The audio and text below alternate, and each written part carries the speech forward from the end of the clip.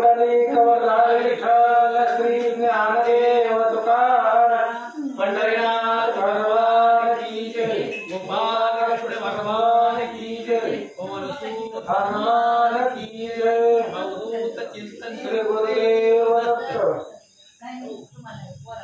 श्रीरामबुज श्यामल कोमलांगम सीता समारोपित वामभागम बाणमासायत चारुचापम नमामि रामं रघुवंशनाथं लोकाभिरामं रणरंगधीरं राजीवनेत्रं रघुवंशनाथं कारुण्यरूपं करुणाकरन्तं श्रीरामचन्द्रं शरणं प्रपद्ये पुंडलीकवरदाय विठ्ठल श्री ज्ञानदेव तुकाराम पंढरीनाथ भगवान की जय गोपाल कृष्ण भगवान की जय श्री गणेशाय नमः श्री सीतारामचंद्राभ्याय नमः हृदय डोलारा सुंदर मन बुद्धी चित्त अहंकार चारी चरणाचे परिकर दृढ जळले सर्वदा कथेचं अनुसंधान श्रीधर स्वामी या ठिकाणी सांगतात भगवान परमात्मा आहे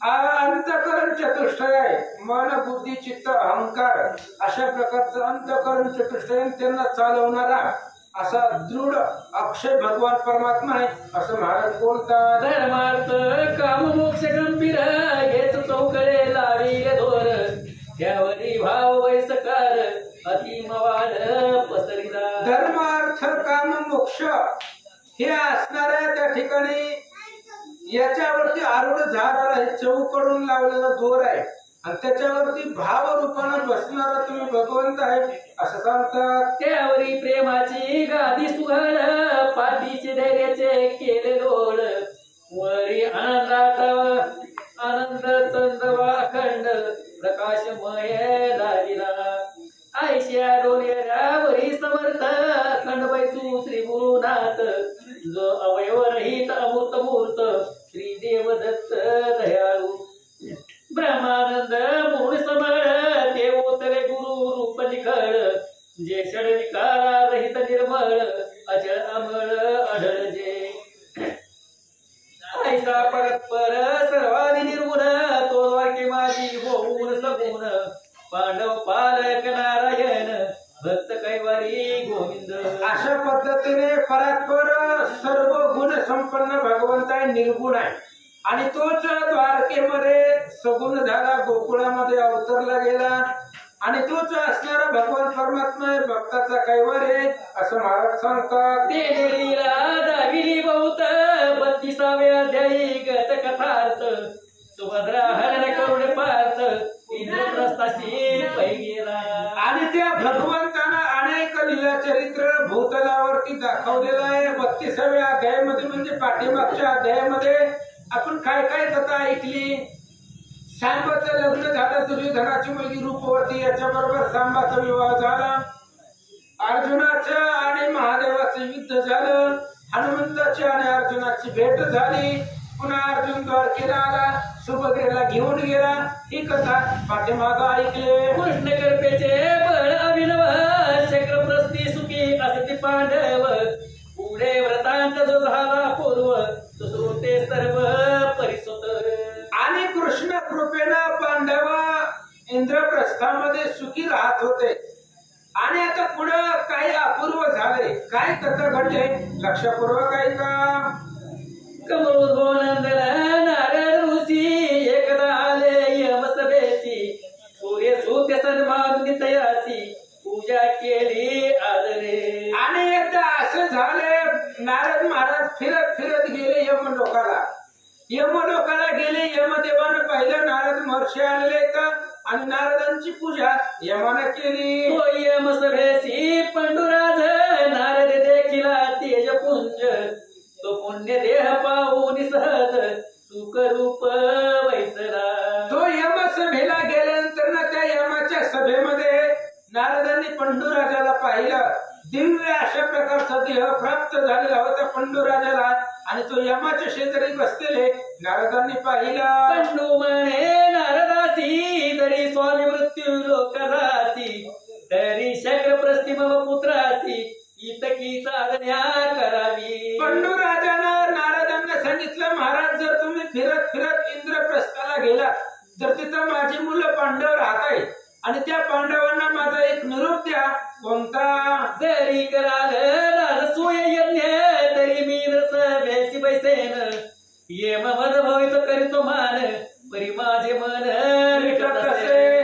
पंडू राजाने सांगितलं नारदांना, स्वामी जर मृत्यू लोकामध्ये इंद्रप्रस्थाला गेला तर तिथं माझी मुलं राहतात आणि त्या मुलांना सांगा की तुम्ही राजसूय यज्ञ करा. त्या राजसूय यज्ञाच्या पुण्याईनं मी स्वर्गाला जाईल आणि इंद्राच्या शेजारी बसन. इथं मला यम माझा खूप मान करतो, पण कसं आहे शेवटी ही नरक आहे. यमलोक म्हणजे काय? नरक आहे.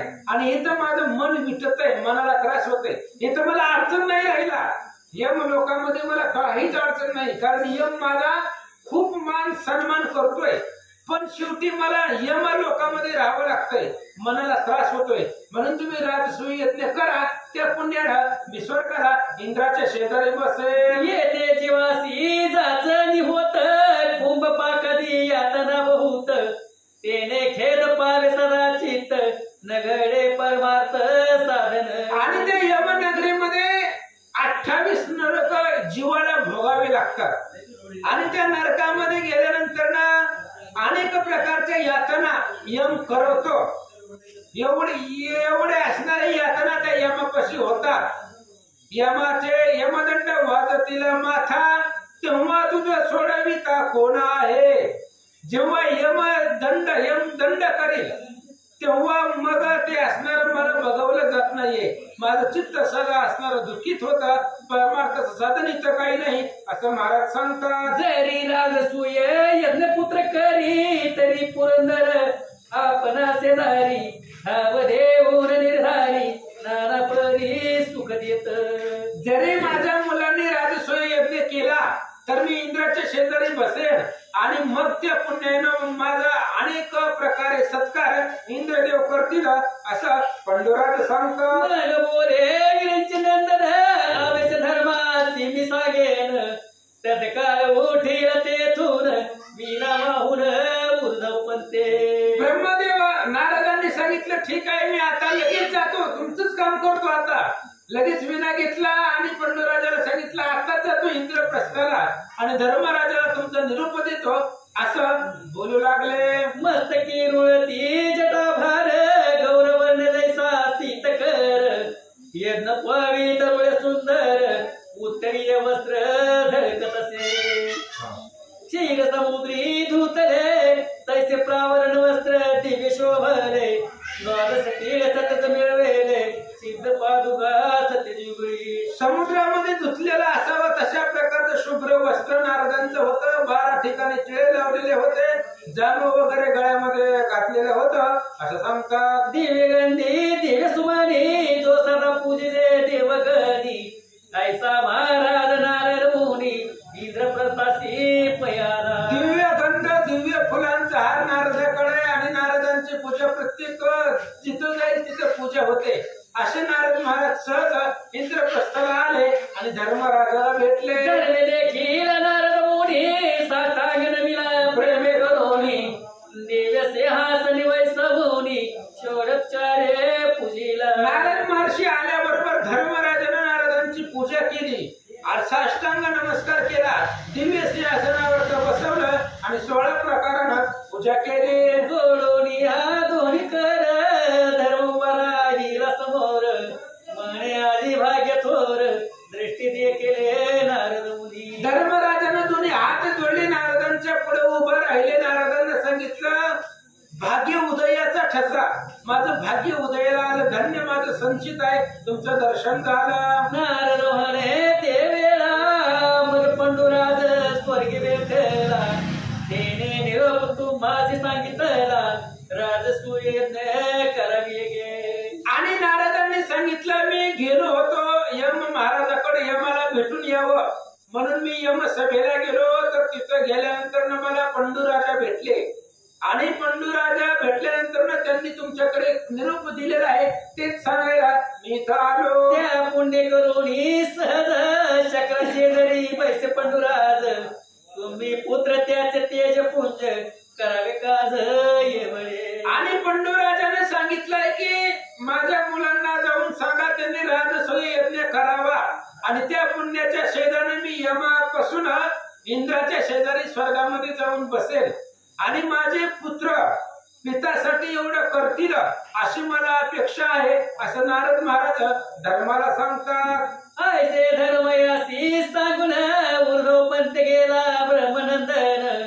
धर्मराज बंधू बोलावून विचारासी बैसले. अशा प्रकारे धर्मराजाला सांगितलं. नारद महाराजांनी विनय घेतला, आकाश पंथाला निघून गेले आणि धर्मराजाने आपल्या चारही भावांना अर्जुन, नकुल, सहदेव आणि भीम चौघ जणांना बोलवलं आणि काय विचार करता. मने सुपर्ण होता पितृवचन व्यर्थ मग काय वाचोन. त्यांचे व्रता गेले धर्मदान तपाचारण काय त्याचे. आणि विचार करायला सुरुवात केली. अरे जर वडिलांचं बोलणं जर आपल्याकडून झालं नाही तर जगण्यामध्ये काय अर्थ आहे. त्याचं धर्मदान सगळं तप आचरण सगळं व्यर्थ आहे असं सांगतात. व्रता गेला पितृवचनार्थ तो पुत्र नव्हे प्रत्यक्ष जंत.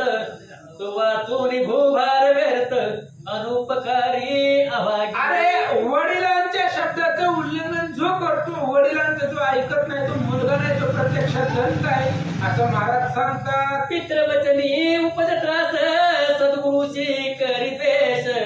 कुशब्द भोले मातेसी तो अल्पायुषी जाणीजे. अल्पायुष्य कोण असतो? वडिलांच्या बोलण्यावरती ज्याला त्रास होतो, आईच्या हृदयाचा भेद होईल असं जो मुलगा आईला बोलतो, कुशब्द बोलतो, सद्गुरूचा द्वेष करतो, तो अल्पायुष्य आहे असं श्रीधर स्वामी सांगतात. एकता करी उपहास साधूशी लावी नसते दोष. सद्गुरु होणी म्हणे मीच विशेष तो नर अल्पायुषी जाणीजे. भगवंताच्या भक्ताला पाहिल्यानंतर ना त्याचा उपहास करायची, त्याची टिंगल करायची.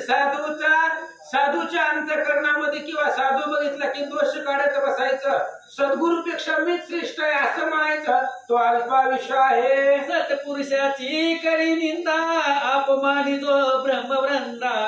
विद्याबळ प्रवर्तवादा तो नर अल्पायुषी जाणीजे. सत्पुरुषाची निंदा करतायत, ब्रह्मवृंद जे वयोवृद्ध आहेत त्यांचा अपमान करतायत, विद्येच्या बळावरती एकमेकाचा वादविवाद करतात, तो अल्पायुष्य आहे. निसरा तीर्थक्षेत्रे असन्माननीय हरिचरित्रे.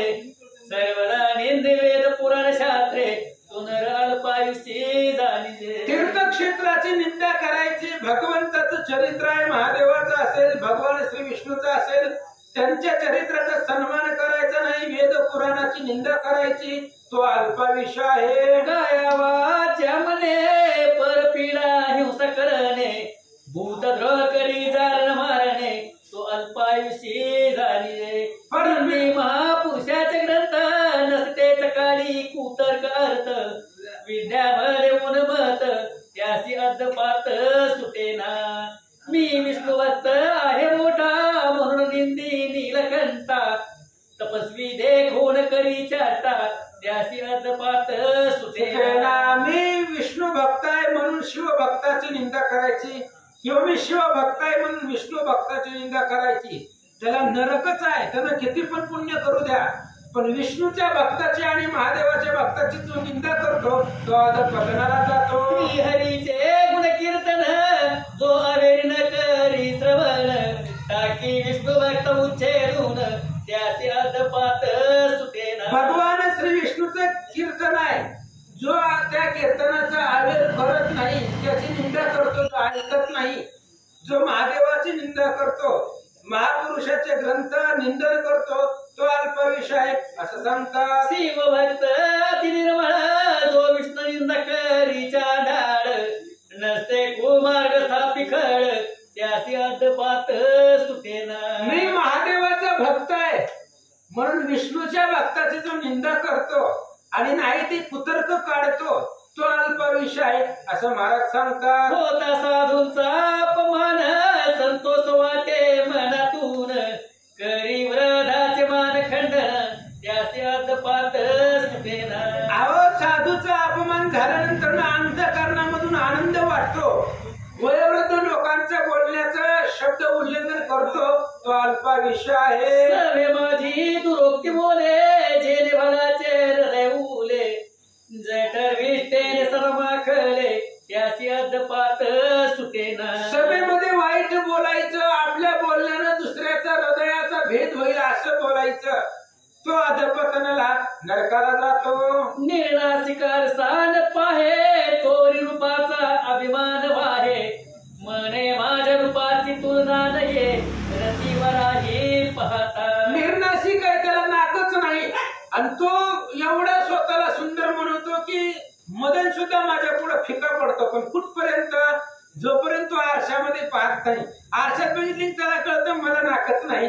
तशी अवस्था सांगतात. मी एक जाणता सर्वज्ञ ऐसा सदा धडकाभिमान सकळ मूर्खाऊनी नीच पूर्ण कर्मे करी त्या तुल्य. मी एकच सर्वज्ञ आहे, जाणत आहे असा ज्यानं अभिमान धरला त्यानं वाईट कर्म, सगळ्यात नीच कर्म केल्याचं पातक त्याच्या मस्तकावर बसतो. असोत हे आता बोल जो पित्र वचन न करी सुफळ तो अभागी केवळ महाखळ झाला. असं म्हणले आता धर्मराज बोलतायत. बस म्हणले आता जो वडिलांचं बोलण्याचं वचन प्रमाण मानत नाही, त्यांचं ऐकत नाही, तो महाखळ आहे, दुष्ट आहे, वाईट आहे असं धर्मराजा सांगतात. नारदे सांगितले येऊन की करावा राज सुयज्ञ तो बोली दे भीमार्जुन उत्तम वचन ते ऐका. नारदांनी आपल्याला इथं येऊन सांगितले की तुमच्या वडिलाचं असं म्हणणं आहे राजसूय यज्ञ करा. मग आता काय तुमचा विचार आहे? धर्माने विचारलं त्यावेळेस भीम आणि अर्जुन काय बोलतात ऐका. पृथ्वीचे राजे जिंकून द्रव्य आणावे बळ करून तरी सिद्धी पावेल सकळ यज्ञ बहुत कठीण कार्य दिसे. भीम आणि अर्जुनाने सांगितलं यज्ञ करायचं म्हणजे काही सोपं नाही आहे. पंक्ती घालायचे म्हणले तरी घरची लोक बेजार होते. ते 8 दिवस नियोजन असतं एक पंगत घालायला. इथं तर यज्ञ करायचं आहे आणि यज्ञ करणं एवढं सोपं नाही. पृथ्वीवरचे सगळे राजे जिंकून आणावी लागतील अशा प्रकारचा विचार जो करू लागला. तेल होता संपलाय. असोत हे आता बोल जो पित्र वचन करी सुफळ तो भागी केवळ महाखळ जाणावा. नारदे सांगितले येऊन की करावा राजशेण तरी द्वारकानाथ श्रीकृष्ण जो आनंद आनक कुटुंबी हृदय रत्न तो जगत गुरु आल्यावीन कार्य सिद्धी नव्हेची. धर्मराजाने सांगितलं आपल्याला खूप मोठं कार्य करायचं, यज्ञ करायचंय, पण जो अनाथ कुटुंबी हृदय रत्न आहे वसुदेवाचा सुपुत्र भगवान परमात्मा वासुदेव आहे आणि तो आल्याशिवाय आपल्या कार्य सिद्धीला जाणार नाही असं धर्मराज बोलतात. मग श्रीकृष्णाशी बोले खाली ठेवा खाली. श्रीकृष्णाशी दिव्य पत्र पाठवी धर्मराज पंडुपुत्र दूत पाठविले सत्वर द्वारकाधीश बोलवावया. मग लगेच धर्मराजानं सगळ्या देशोदेशीच्या राजांना पत्र पाठवलं की आमच्यात राजसूयज्ञ करायचं आणि त्या यज्ञाला तुम्ही या. कृष्णाला सुद्धा श्रुत करण्यासाठी धर्मराजानं पत्र द्वारकेला पाठवलं. तो जरासंधाचे बंदिशाळ प्रती पडले 22 सहस्र नरपती तीही पत्र लिहिले श्रीहरी प्रती आमाची जगतपती सोडवी. आणि धर्माचंही पत्र आलं कृष्णाकडं आणि इकडं जरासंध नावाचा राक्षस होता. जरेने जोडीला सुबुद्ध म्हणून या नाम जरासंध असे असणाऱ्या त्या जरासंधाच्या बंदीशाळेमध्ये 22,000 राजे बंदीवासामध्ये होते आणि त्यांनीही श्रीकृष्णाला पत्र लिहिलेलं होतं आम्हाला इथून सोडवा. दोन्ही कडून आली पत्रे ती सोय वाचली वीर जनेत्रे मग काय केले स्मरारी मित्रे ते विचित्र परिसपा. दोन्ही कोण पत्र आले, एक धर्मराजाचं आलं आणि दुसरं त्या बंदीवासामधल्या राजांचं आलं. दोन्ही पत्र कृष्णाने हातामध्ये घेतली. आता आपल्याला दोन्ही पण कार्य करायचं आहे, पण आधी कोणतं करावं विचार करतात. विचारी कमलोद्भव पिता आधी जावे शक्रप्रस्ता तत्वता साधावे. धर्म भगवान श्रीकृष्णाने विचार केला, दोन्हीकडून पत्र आलेले आहेत. आधी धर्मराजाचं पत्र आलं म्हणून आधी धर्माला भेटू, धर्माकडे जाऊ आणि पुन्हा त्याला संडाला मारू असा विचार कृष्ण करतात. तो इकडे धर्म काय केले चौदिशा प्रतितय वेळे चौघे बंधू पाठविले राजा प्रती जिंकावया. आणि इकडे धर्मराजानं आपले 4 भाऊ 4 दिशेला पूर्व पश्चिम दक्षिण उत्तर 4 दिशेला 4 भाऊ पृथ्वी जिंकवण्यासाठी पाठवले. सैन्यापार मिळवून उत्तर दिशेशी गेला अर्जुन तेने सकळ राज जिंकून द्रव्यापार आणले.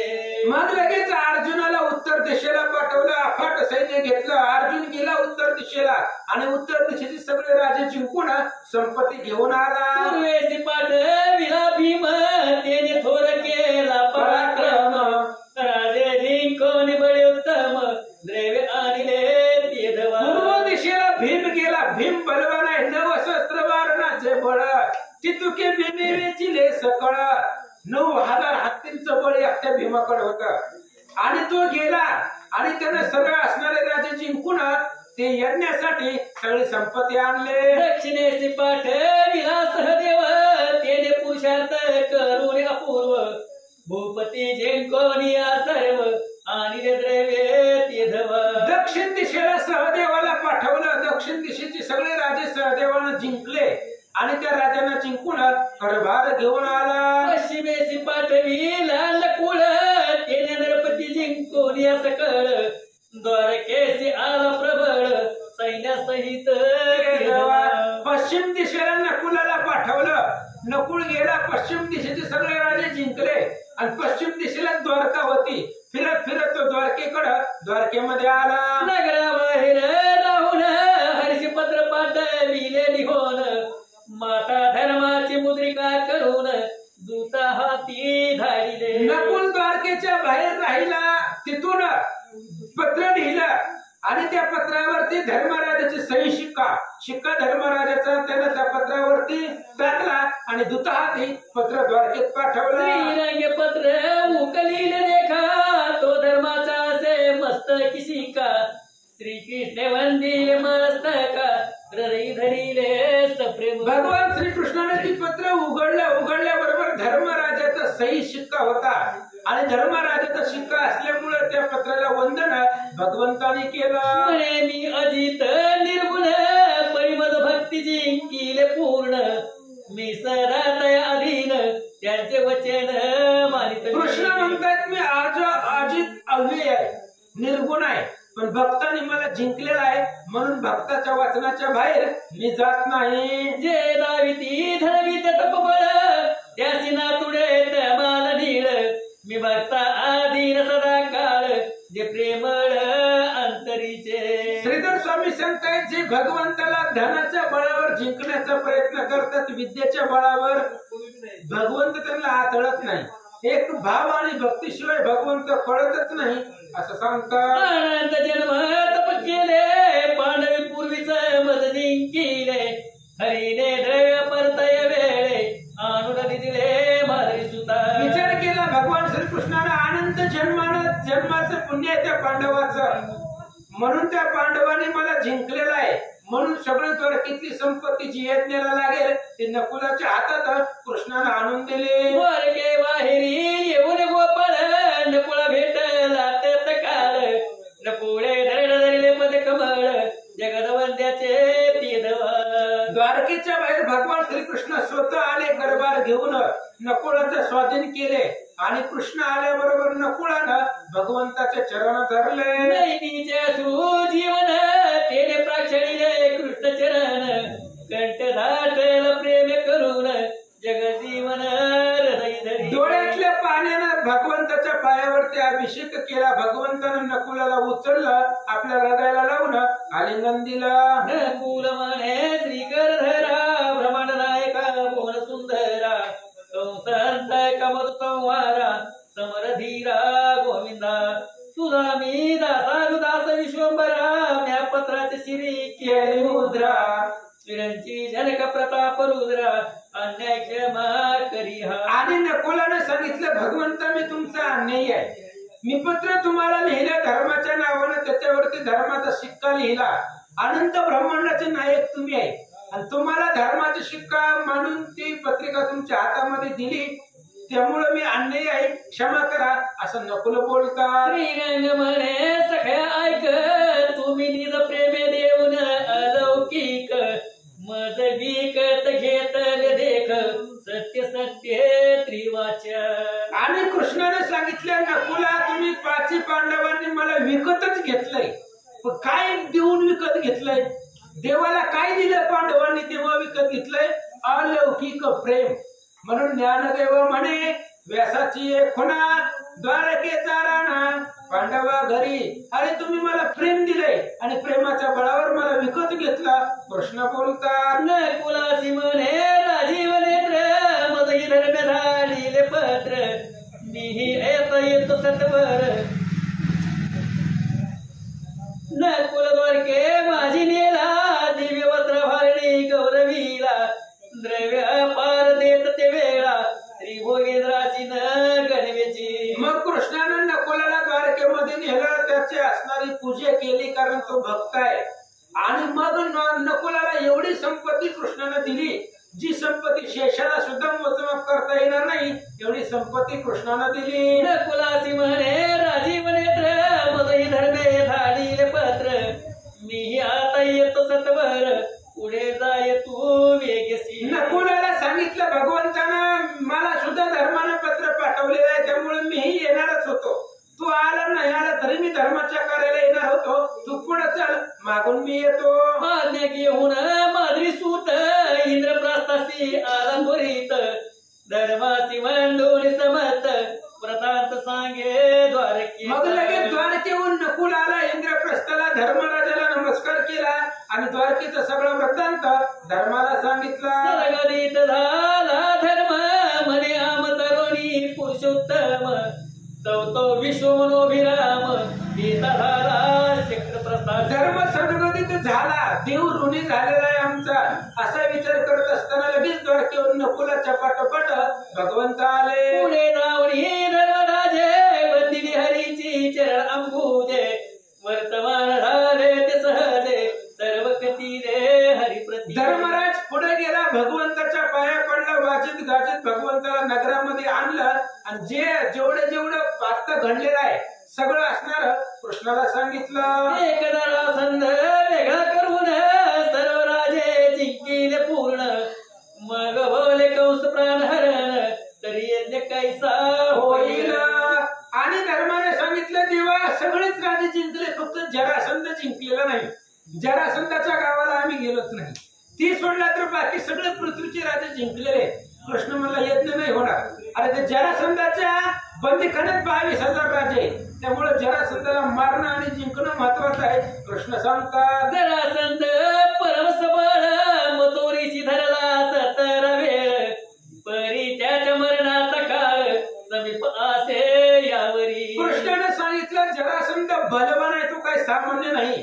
17 वेळा त्याला मथुरेला आम्ही पकडलं होतं, पण तेव्हा त्याचं मरण काय नव्हतं म्हणून आम्ही सोडून दिलं. पण आता जरासंधाचं मरण जवळ आलंय. कृष्ण सांगतात मग भीमानी अर्जुन संग घेऊन जगजीवन सर्वेची त्रिवर्ग निघोन येते झाले मगध पुरा. मग भीम अर्जुन आणि भगवान श्रीकृष्ण तिघ जण त्या मगध देशाचा राजा जरासंध आहे आणि चैत्य देशाचा राजा शिशुपाळ आहे.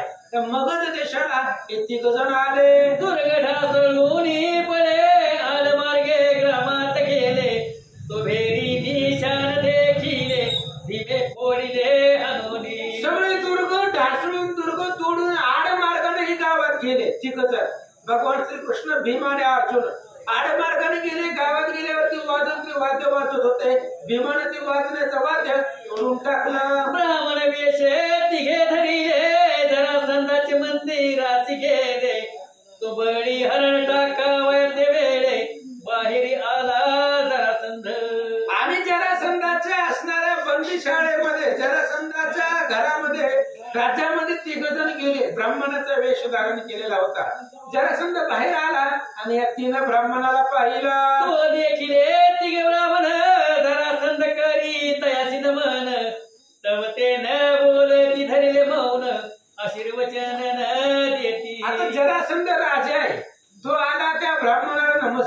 तिघा जणाला, पण तिघा जणांनी मौन पकडलं होतं. त्या जरासंधाला प्रत्युत्तरच काही दिलं नाही. जरासंधाचे यज्ञशाळेत जाऊन मौने बैसले तिघे जण.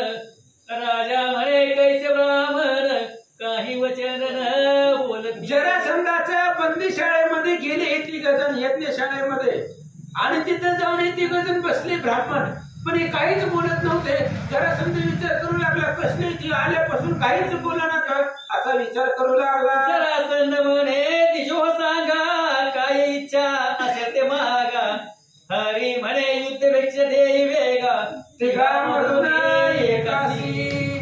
जरासंधाने विचारलं, महाराज काय चुकलंय का? सेवेमध्ये काय चुकलं असलं तर सांगा, तुम्ही आल्यापासून बोलत नाहीये. त्यावेळेस कृष्णाने सांगितलं, जरासंधाने सांगितलं काही भिक्षा मागा. कृष्णाने सांगितलं आम्हाला युद्धरूपी भिक्षा दे, तू आमच्या बरोबर युद्ध करावं. आणि तिघापैकी कुणी बी एका बरोबर युद्ध कर असं तिघे जण बोलतात. जरासंध पाहे हस्तविलोकून तो देखे गोदामुळी चिन्ह. म्हणे नैवेद्य ब्राह्मण महाक्षत्रिय आहे ती. जरासंधाने निरखून पाहिले, ब्राह्मण नाही. ब्राह्मण असं तर मला आमच्या बरोबर युद्ध करा असं कशाला मागितलं असतं. निरखून पाहिलं तर क्षत्रियाचं चिन्ह जाणवले. मग महायुद्ध आहे तरी ब्राह्मण नाही. तर जरासंधाच्या लक्षात आलं. जरासंध बोले वचन म्या भिक्षा दिली तुम्हाला गुण. परी तुम्ही तिघे जण आहा कोण सांगावे. जरासंधाने सांगितलं, दिलं तुम्हाला काय पाहिजे, युद्ध करायचं नाही मी करतो, तुम्ही म्हणाल त्याच्या बरोबर करतो. दिली तुम्हाला युद्ध भिक्षा दिली, पण तुम्ही तिघं कोण आहेत सांगा. मग स्वरूपे प्रकट मिली तिघा जणी. तो भीमार्जुन चक्रपाणी. जरासंध हा सोनी काय बोले तिधवा. आणि लगेच तिघांनी आपले स्वरूप प्रकट करून दाखवले. भीम, अर्जुन आणि श्रीकृष्णाला पाहिलं जरासंधानं आणि काय बोलू लागला. गोवळा कपटी कंसारी यासी मी तो विधन करी. अर्जुन ही पाहता समरी दृष्टी माझे भरेना. आणि जरासंधाने विचार केला, ही कृष्ण कपटेन ह्याच्या बरोबर काय युद्ध करायचंय. ते काळ्यावाना पुढे पळून गेले ना, आपल्या पुढे काय टिकणार आहे. त्या कृष्णाबरोबर नको युद्ध करायला. अर्जुन सड पातळ होता, हळपुडा. त्या अर्जुनापाशी कुठे युद्ध करायचंय, माझ्या दृष्टी पुढे ते पण सरत नाही. मग भीमाकडे पाहिलं, काय म्हणतो, काही भीमत गेल मदसी मी युद्ध करीन तयासी. मग नगर भराय परदेशी चौघे जण चालले. कृष्णाकडे पाहिलं म्हणले ही गोवळा ह्याच्या बरोबर नको युद्ध करायला. अर्जुनाकडे पाहिलं तर अर्जुन सुद्धा माझ्या बरोबर टिकू शकत नाही. भीमाकडे दृष्टी गेली आणि भीम माझ्या बरोबर युद्ध करण्याच्या योग्यतेचा आहे. जरासंधाने सांगितलं भीमा बरोबर युद्ध करतो. मग ही तिघ जण आणि जरासंध चौघी जण गावाच्या बाहेर आले. युद्ध भूमिका नीट करून जरासंध आणि भीमसेन उभे ठाकले गदा पडताळून गगनी सुरगण पाहत. मग युद्ध भूमिका नीट केली. त्याच्यावरती भीम आणि जरासंध हातामध्ये गदा घेतल्या आणि युद्धासाठी उभा राहिले. गदा खण वाजती बळे बुद्ध ढाक देती. निराळी प्रतिशब्द उठती दुम दुमती देवयाने. गदा एकमेकावरती हाणल्यानंतर ना खन खन गदेचा आवाज येत होता. त्याचा प्रतिशब्द आकाशामध्ये प्रतिध्वनी उमटत होता. असं घनघोर द्वंद्व युद्ध जरासंधाचं आणि भीमाचं सुरू झालं. चक्रकर उड्या घेती वर्मी गदागाय हानीती. सिंहावर सिंह लोटती तैसे झगटती एकमेका. चक्रकर उड्या घ्यायच्या, एकमेकांच्या अंगावरती जायचं, सिंहाने सिंहावरती उडी मारावी. तशा पद्धतीने दोघे जण युद्ध करू लागले. करुणी चक्रकार मंडळ तितक्यात युद्ध करीत कलोळ. नवसत्र नागाचे बळ दोघांसही समानची. चक्राकार मंडळ केलेलं आहे. दोघं घनघोर युद्ध करू लागलेले आहेत. चक्राकार उड्या मारू लागलेले आहेत. 9,000 नागांचं बळ आहे भीमाकडं आणि तेवढंच जरासंधाकडे आहे. दोघांकडे समान बळ होतं असं सांगतात. जैसे मेरू आणि मांदर तैसे सवाळ दोघे शूर.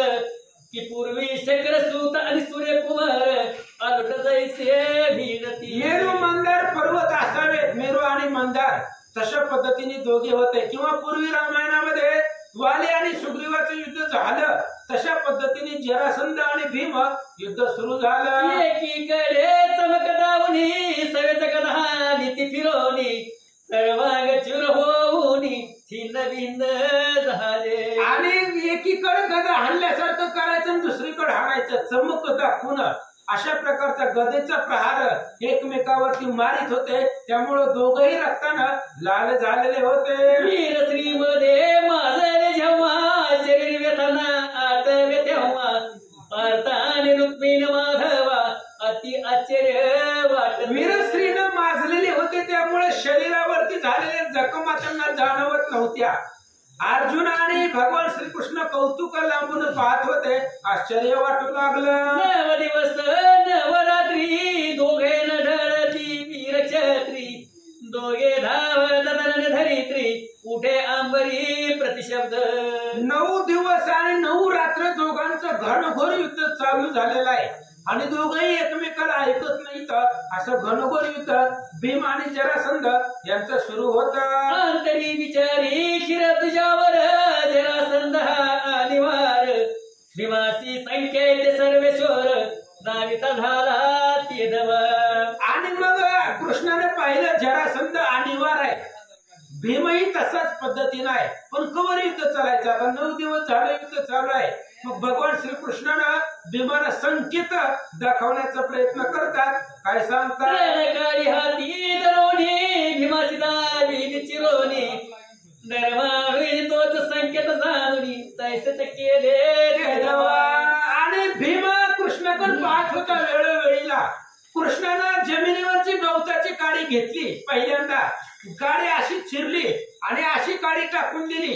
भीमानं बी तसंच केलं. त्या जरासंधाला उभा फाडला आणि सरळ टाकून दिलं. जरासंध बळे धरीला पायातळी घालून चिरीला दुरी भिरकावून दिदला परिसांदा जोडला पुनरपी. भीमानेही तसंच केलं. जरासंधाला उभं धरलं, चिरला मधनं आणि सरळ टाकून दिलं. एक भाग इकडं आणि एक भाग इकडं सरळ टाकून दिला.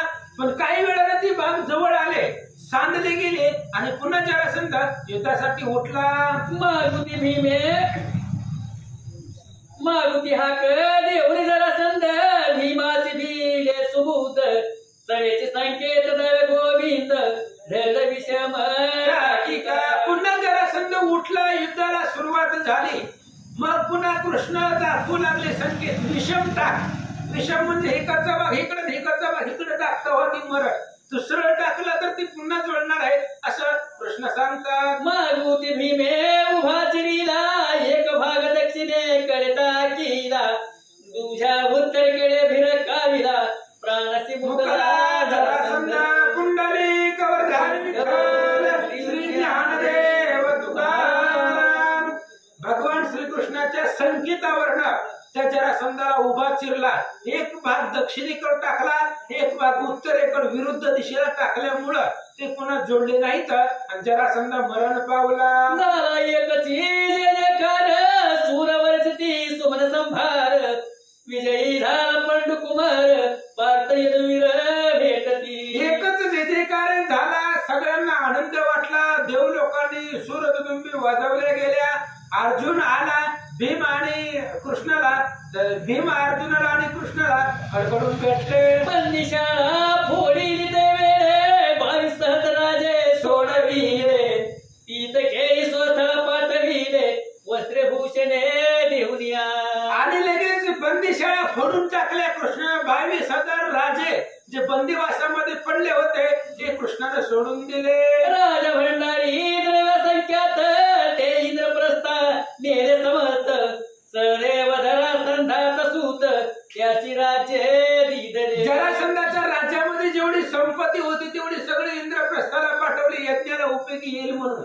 सहदेव जरासंधाचा मुलगा होता आणि त्याला त्या मागध देशाचा राजा बनवला. ऐसा पुरुषार्थ करुणी चक्रप्रस्थ आले परतोनी द्वारकेसी गेला शारंग पाणी रती बैसुनी तेदवा. आणि अशा प्रकारचा पुरुषार्थ भगवत तिघांनी केला. पुन्हा इंद्रप्रस्थाला आले.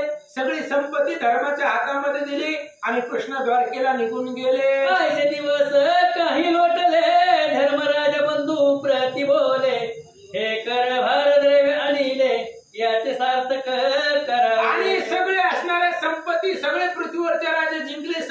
गोळा केली. अनेक दिवस लुटून गेले. धर्मराजाने सांगितलं ही संपत्ती गोळा केली, याचं सार्थक करावं, म्हणजे जो यज्ञ आपल्याला करायचा आहे त्या यज्ञाला सुरुवात करू. पडिले द्रव्यांचे पर्वत सहस्र गज भरून वेचिले नित्य, तरी सहस्र वर्ष पर्यंत दरवेन सरे सर्व. या द्रव्याचे ढिगारे पर्वत एवढे पडलेले होते. किती जरी द्रव्य खर्च केलं तरी हजारो वर्ष द्रव्य सरत नव्हतं. एवढ्या या चौघांनी पृथ्वीवरचं जिंकून आणलं. सर्व सामग्री सिद्ध झाली याग आरंभावा वेळी, आप्त सोयीने सुरद सकळी पाचारावे यज्ञात. धर्मराजाने सांगितलं यज्ञाची सगळी तयारी झालेली आहे. जी आता आप्त सोयी आहेत जवळचे लांबचे जे असतील ते यज्ञासाठी बोलवा. पाचारावे ब्राह्मण समस्त जे शापानुग्रही समर्थ, वेदो नारायण साक्षात नांदे हृदयी दयांच्या. आता पृथ्वीवरचे सगळे ब्राह्मणाला बोलवा जे शाप देण्यामध्ये समर्थ आहेत, अशा असणारे ज्यांच्या हृदयामध्ये साक्षात वेद नारायण राहतो अशा ब्राह्मणाला बोलवा. सप्तपुऱ्या तीर्थ्यागादे जेथे वसती ब्रह्मवृंदे, जे वेदांत ज्ञानी ब्रह्मानंदे निज सुखे डुलती. सप्तपुरे आहेत, तीर्थ आहेत, तिथं ब्राह्मण राहतात. त्या ब्राह्मणाला जे वेदांत ज्ञानामध्ये निपुण आहेत त्यांना बोलवा. शानपुळीचे भूपाळ आप्त सोयरे द्रुपदादी सकळ, विराटादी महेंद्र पाळ यज्ञालागी पाचारा. पृथ्वी तलावरचे 96 कुळीचे राजे बोलवा. आपले असणारे सोयरे द्रुपद आहेत, विराट राजे आहे, ह्या सर्वांना यज्ञासाठी बोलवा. द्वारकेशी आधी पाठवावे दूत, जगदवंद्यामुचे कुलदैवत, तो स्वामी श्री कृष्णनाथ रुक्मिणी सहित पाचारा. सगळ्याच्या आधी द्वारकेला पुत्र पाठवा. कृष्ण आमचा कुलदैवत आहे आणि त्या कृष्णाला रुक्मिणी सहित बोलवा आणि ते आल्यानंतरच आपण यज्ञाला सुरुवात करावी. धर्मराजा बोलतात. द्रोणाचार्य कृपाचार्य धृतराष्ट्र भीष्मादी महाआर्य, जे केवळ ज्ञान सूर्य ते पाचारा आधी येते. द्रोणाचार्य कृपाचार्य धृतराष्ट्र भीष्मादी सगळे असणारे जे केवळ ज्ञानाचे सूर्य आहेत अशांनाही बोलवा. दुर्योधनादी बंधू सर्व पाचारा वेते कौरव, विदुर महाज्ञानी कृपार्णव आदी येथे बोलवावा. दुर्योधनासहित 100 कौरव बोलवा. त्याच्यामध्ये विदुर श्रेष्ठ आहे, ज्ञानी आहे आणि त्या विदुराला सुद्धा यज्ञासाठी बोलवा. ऐशान्य देता धर्म भूपती, लक्षानुलक्षे तुतदावती, धर्माची आज्ञा सर्व सांगती, नरप निगती वेगे. अशा पद्धतीने धर्माची आज्ञा झाल्याबरोबर लाखाच्या वर अधिक दूत धावू लागले. धर्माची आज्ञा सगळ्यांना सांगून यज्ञाला बोलवू लागले. तो दैव उदेले अद्भुत दूत न पाठवाते अकस्मात, निज भारे वैकुंठनाथ नगराजवळी पातळा. धर्मराजाचं भाग्य उदयाला आलं.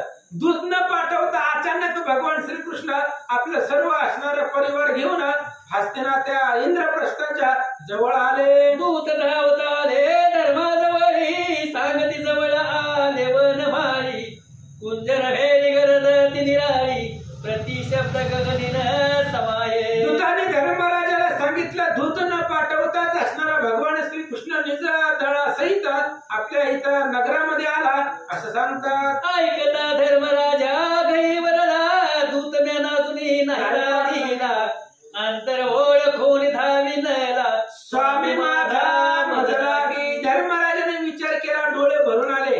मी अजून दूतच पाठवलं नाही द्वारकेला, तरी सुद्धा माझ्या मनातलं अंतर जाणून माझा स्वामी माझ्यासाठी धावून आला असं धर्म बोलतात. एक प्रेम धरिता हरी पायी, मुळे विन येतो लवलाही, माझ्या भाग्याचे अंत नाही, आला जावई भीमकथा.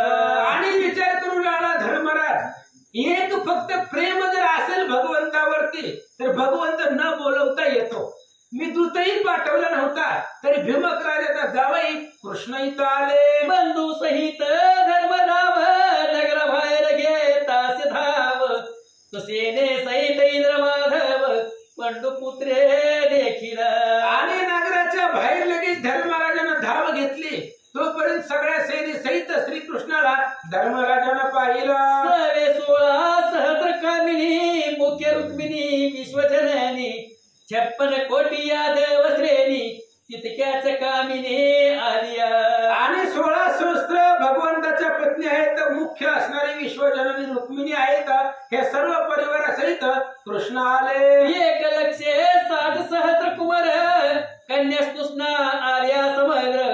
14 सहस्र वेरी प्रचंड थोर गज प्रष्टावरी धडकती. 1,60,000 मुलं भगवान श्रीकृष्णाची होती ती हे आलेले आहेत. त्या मुली तेवढ्याच होत्या आणि सगळेजण यज्ञासाठी आलेले होते. श्री गणेशाय नमः. श्री पांडुरंगाय नमः. श्री प्रभू रामचंद्राय नमः.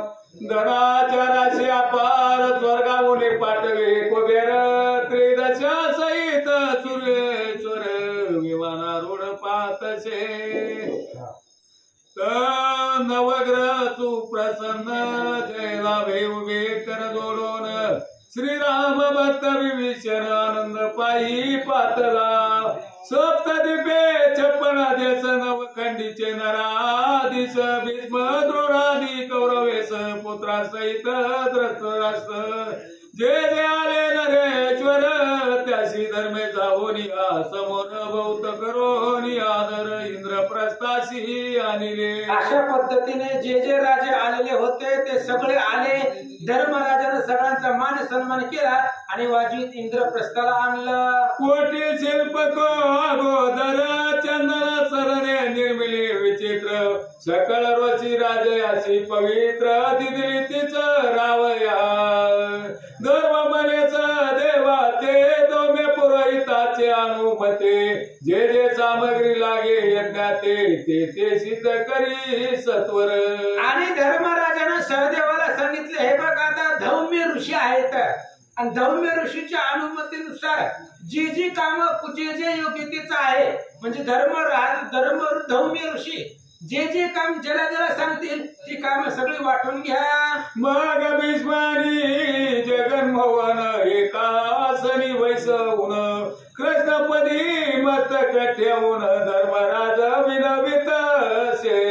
मग लगेच असणाऱ्या भगवान धर्मराजानं भीष्म आणि भगवान श्रीकृष्णाला एका आसनावरती बसवलं आणि बसवल्यानंतर काय विचारतात. जे जे म्हणी इच्छिले ते हरीने पुरविले. सकल राजे व्रते झाले द्रव्य संचले संभाव्य. धर्मराजा बोलू लागला भगवंता जे जे मनामध्ये इच्छा केलेली होती ती सगळं तुम्ही पुरवलेलं आहे. अफाट धनसंपत्तीचा संचय या ठिकाणी जमा झाला. येथे कार्य वाटल्या विना सिद्धी न पावे कदा यज्ञ.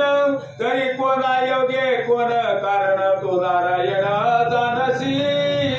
धर्मराजाने सांगितलं भगवंत आता कार्य वाटून दिल्याशिवाय प्रत्येकाला प्रत्येकाचं कार्य वाटून द्यावं आणि तुमच्यापेक्षा ज्ञानी कोण आहे त्यामुळे तुम्हीच योग्य आहात. तुम्हीच सांगा कुणी कोणतं काम करावं. कुरे श्रीरंगा मासई एक कार्य सांगा.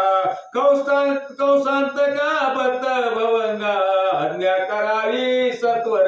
धर्मराजाने सांगितलं आम्ही नेणतील लेकर आहेत आम्हाला कळत नाही आणि आम्हाला बी काम सांगा. असं नाही की मी राजा आहे काहीच करणार नाही.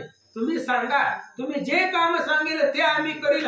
धर्मराज मग बोले श्रीकर धरमी चतुर नव्हेंद्र पवर. नंदाचा गोरक्ष साचार माझा हा विचार समजेना. कृष्णाने सांगितलं बाबा मला काय कळतंय मी काय राजा आहे काय लय मोठा हुशार काही सुद्धा. नंदाच्या घरच्या गाई राखणारा मी गोवळा आहे मला यातलं काही कळत नाही. कृष्ण विचारतात यावरी अर्जुनाचा सरती होय हे तो जाणे बोन त्रय. धर्म दृढिले दृढ पाय तरी मी काय करू आता.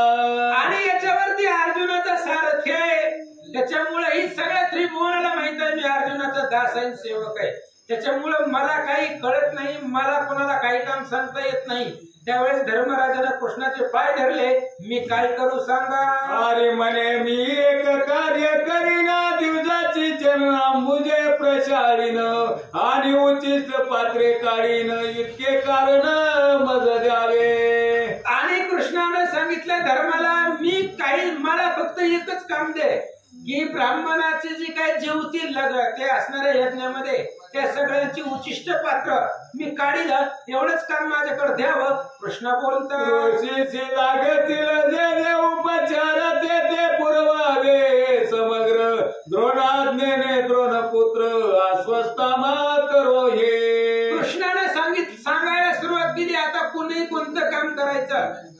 ऋषींना जे जे लागेल ते सगळं द्रोणाचार्यांच्या आज्ञानं द्रोणपुत्र म्हणजे अश्वत्थाम्यानं ते काम करावं. द्रव्य लागेल जे अपार ते विदुरे दावे समग्र राजपूजनाशी चतुर संजय शिष्य व्यासाचा.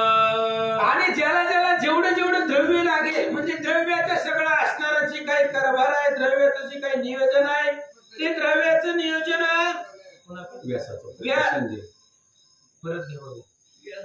द्रव्य लागेल जे अपार ते विदुरे द्यावे समग्र. द्रव्य जे द्रव्य लागेल द्रव्याचा मालक विदुर असेल आणि ज्याला ज्याला यज्ञाला जी सामग्री पाहिजे ते व्यास जे शिष्य संजय आहे त्यांनी करावं. अपराल्या राजसेना त्याची भक्ष्य भोजाची विचारणा हे कार्य सांगा दुःशासना अवश्य बने धर्मराज. आणि जे जे राजा यज्ञाला आलेले आहेत त्यांच्या जेवणाची विचारपूस करणं त्यांची राहण्याची व्यवस्था करणं हे काम दुःशासनाने करावं. ब्राह्मणाची दक्षिणा सहज देईल द्रोणाचार्य महाराज जो प्रताप सूर्य तेजपुंज वेदज्ञ आणि रणपंडित. आणि या यज्ञामध्ये जे जे कार्य करतील त्यांना पाकिट देण्याचं काम द्रोणाचार्याने करावं. कारण द्रोणाचार्य परमज्ञानी आहेत आणि ब्राह्मणाला दान दक्षिणा देण्याचं काम द्रोणाचार्याकडे असेल. कृष्ण सांगतात आणि ती राजभौत धने ती दृष्टीशी पावोनी दुर्योधने मग भंडारी ठेवी जे यज्ञ अवश्य बने पंडुपुत्र.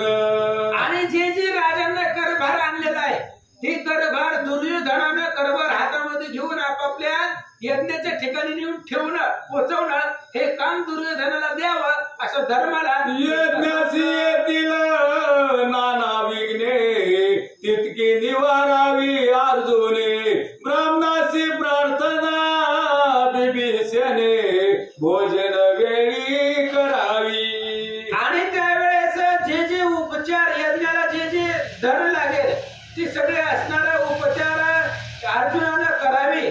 आणि ब्राह्मणाची प्रार्थना भीमानं जेवणाच्या वेळी म्हणजे महाराज घ्या कमी घ्या जास्त घ्या काय लागेल तेवढी घ्या अशी विनंती भीमानं करावी. सुमन माळा गंध्याक्षदा दोपादी परिमळ द्रव्य तत्वता ही अर्पावी समजता नकुळा लागी सांगितले. आणि ब्राह्मणाला सुगंधित फुलं माळा जेवल्यानंतर आहेर अर्पण करणं ही काम नकुलानं करावं. व्रत मधुदधी पंचामृते हे सहदेवे वाढी दे एक चिते न्यून पूर्ण होईल तेथे गंगा आतमध्ये विलोकी. आणि जेवणाच्या पंक्तीमध्ये पंचामृत आहे दही दूध तूप ही वाढण्याचं काम सहदेवाने करावं. आणि भीष्माचार्याने फक्त नजर टाकावी कुणाला काही कमी पडत आहे ते भीष्माचार्यानं पाहावं. विप्रराजाच्या बैसती पंक्ती त्याशी वाढील द्रौपदी सती अन्नपूर्णा केवळ भगवती करील तृप्त समजता. यज्ञाला जे जे बसतील विप्र असतील ब्राह्मण असतील राजा असतील त्यांना वाढण्याचं काम द्रौपदीनं करावं कारण ते अन्नपूर्ण आहे. प्रतिविद्यादी राजकुमार अत्यंत सुगंध करोनी निर भोजन करत्यासी वारंवार पूर्वी जे तयानी. आणि प्रतिविंध्य असणारे राजाची मुलं द्रौपदीची मुलं असतील त्यांनी त्या ठिकाणी भोजन करतात जे काही स्वयंपाक बनवणार आहे त्या स्वयंपाक बनवणाऱ्याच कर जावं चक्कर मारावी ही काम द्रौपदीच्या त्रयोदश गुणी विडे विचित्र एकता मूल सहज पत्र हे द्रष्ट धुंब्यासी सांगा साचार युधिष्ठिर अवश्य म्हणे. मग जेवण झाल्यानंतर प्रत्येकाला पाण्याची विडे पुरवण्याचं काम दुष्ट धुम्नानं करावं असं कृष्ण सांगतात. धर्मराया तू यजमाना भवते घेऊन दिव्ये ब्राह्मण येता सांग करी यज्ञ जेणे त्रिभुवन धन्य म्हणे. धर्मराया तू यजमान आहे तू काही काम करायचं नाही तू यज्ञाच्या सुरुवातीला बसायचं यज्ञ संपेपर्यंत यज्ञामध्ये आहुती देण्याचं काम तुम्ही करावं. पूर्ण तुझ्या सत्यवती हृदय रत्न वेदाब्द सूर्य केवळ जो. आणि ते असणारे ऋषित्व म्हणजे 4 श्रेष्ठ ऋषी नेमले गेले.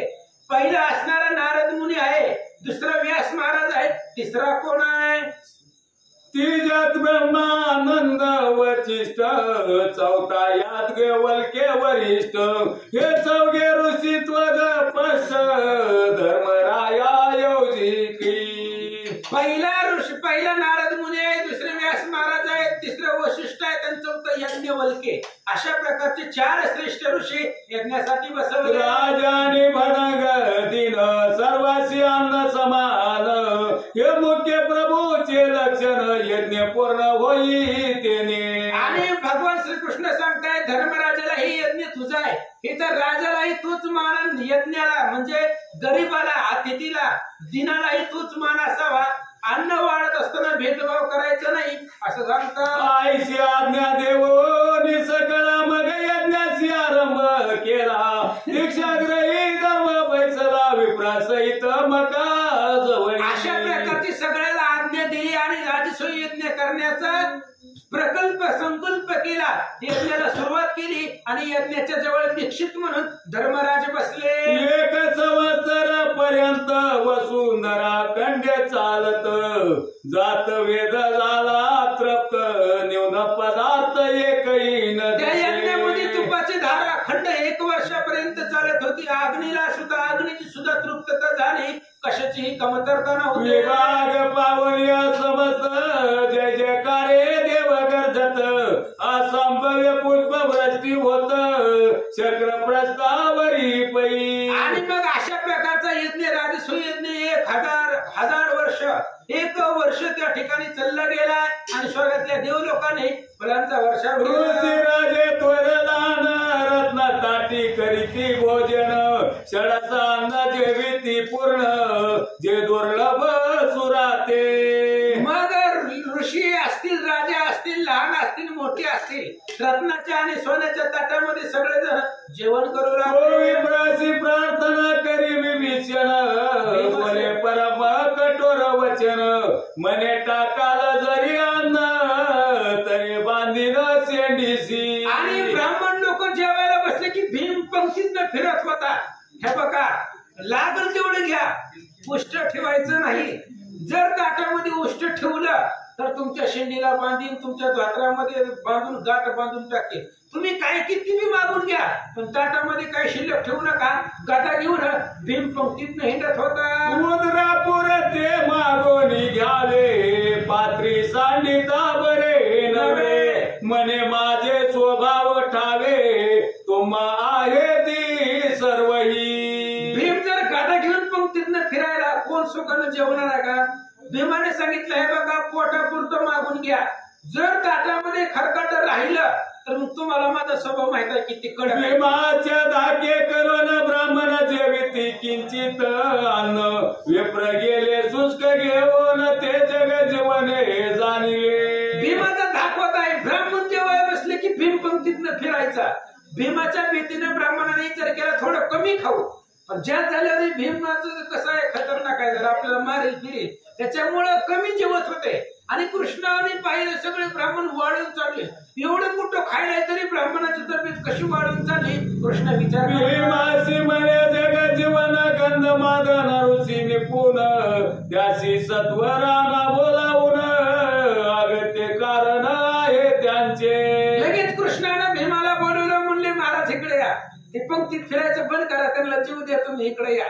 गंधमादन नावाचे ऋषी राहिले, तुम्ही जावा आणि त्या महाराजाला यज्ञाला घेऊन या. भीमाचे ठाई अभिमान, मी एक बळे आगळा पूर्ण, वक्रोदर जात वेगे करुण, गंधमादन आणावया. भीमाच्या मनामध्ये गर्व होता की मीच ताकदवान आणि माझ्यापेक्षा बलवान जगामध्ये कोणीच नाही, असा गर्व भीमाला होता.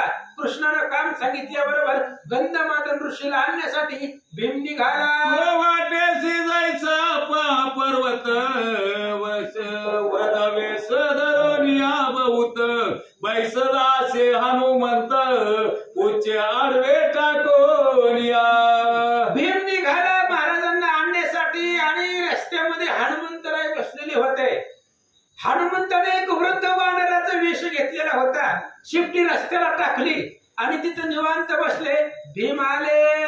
तशी भीम बोले प्रोडी वानरा वाटेचे पुचे काढी. मज जाणे आहे तातडी ऋषी दर्शना कारणे.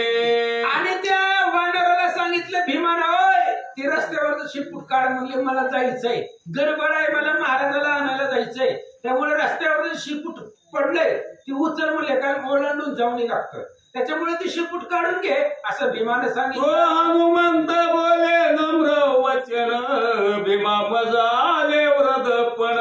ते पुच्चे जड झाले पूर्ण आता माझे नि उचले ना.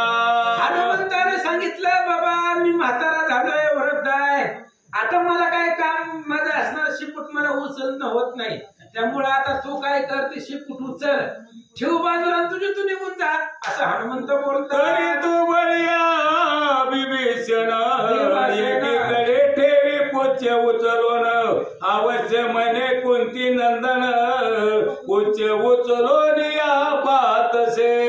भीमाने म्हणले ठीक आहे, आता नाही तुम्हाला उचलत तर उचलतो, म्हणून भीमाला बी लवकर जायचं होतं महाराजाला आणायला, त्याच्यामुळे भीमाने सांगितलं ठीक आहे, आता नका काळजी करू, बसा निवांत तिथं झाडाखाली. मग लगेच भीमाने ते शिपटी उचलण्यासाठी प्रयत्न चालू केला.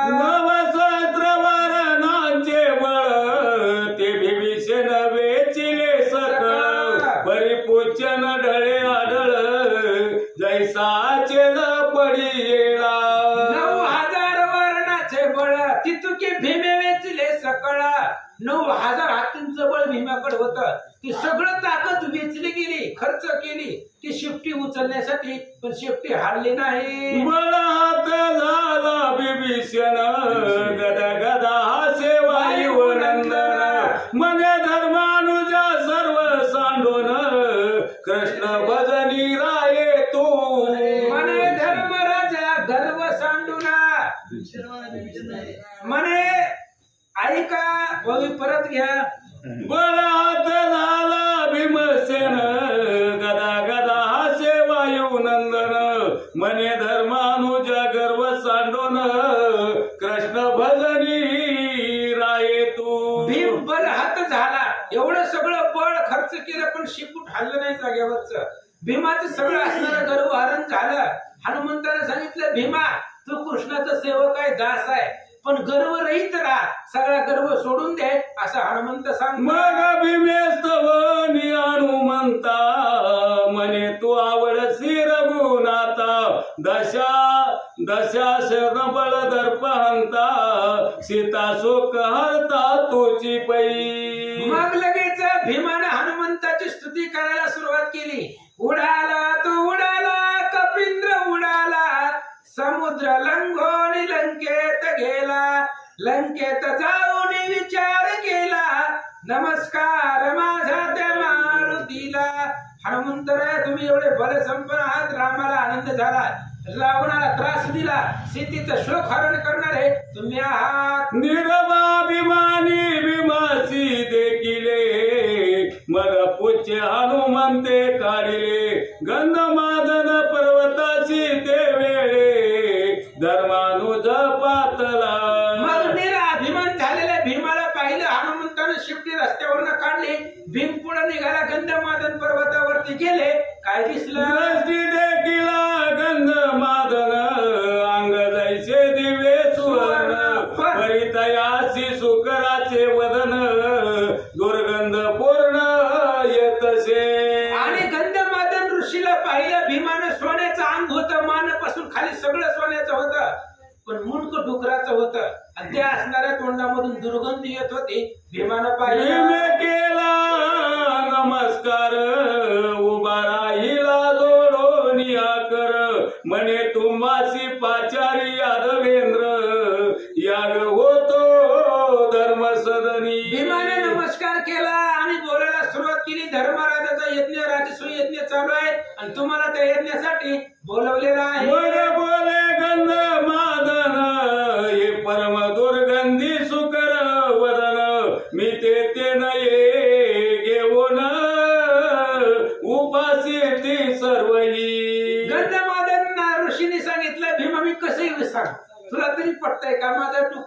तोंड आहे, तोंडामधून वास येतोय आणि असला असणारा चेहरा घेऊन मी त्या सभेमध्ये कसं येऊ असं विचारल्यावर भीमानं विचारलं, महाराज अशी अवस्था कशी झाली? भीम म्हणे मारुसी तुमची कांती सुवर्ण आयसी, आयसे तुमचे मुख वावयासी, काय कारण सांगा मज. भीमाने विचारलं, म्हणले महाराज तुमचं असणारं शरीर सोन्याचं आहे. श्री गणेशाय नमः, श्री सरस्वती नमः, प्रभू श्रीरामचंद्राय नमः.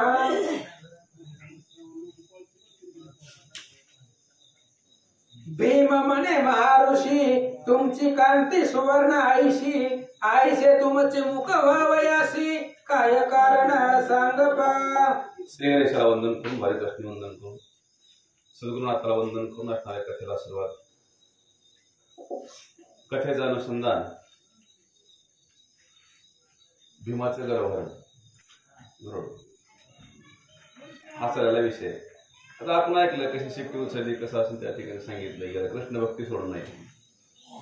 काही जरी झालं, किती जरी आपल्या पैसे असणार धनसंपदा येऊ द्या, किती जरी आपल्या पैसे असणार ज्ञान प्राप्त होऊ द्या किंवा असणार अनेक विद्या प्राप्त होऊ द्या, तरी सुद्धा माणसाने आपला धर्म सोडू नये, आपली नीती सोडू नये. गर्वानं कधीही कुणाची अवहेलना करू नये. अवहेलना केल्यानंतर जशी फजिती आता असणाऱ्या या भीमाची झाली तशी माणसाची होऊ शकते. त्याला वाटलं एवढं सुख कुठं आहे, उठलाय काय जड जात आहे, पण तसं नसतं. समोरचं तशा प्रकारे असणारा गर्भहरण या ठिकाणी ऐकलं गेलं.